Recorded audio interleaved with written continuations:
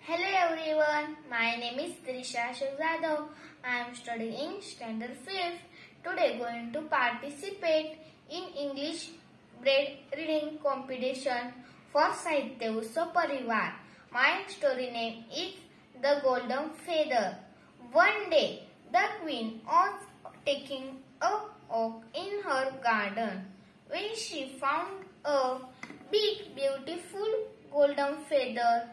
Then she met a little man. He said, "If you give me that feather, I will give you 3 big diamonds." "Sorry," said the queen. Then she met an old woman. The old woman said, "If you give me that feather, I will give you a necklace of 21 pearls." "Sorry," said the queen. Then she met the king. The king said, "If you give me that feather, I will give you 99 gold coins." "Sorry," said the queen. Then she met the little prince.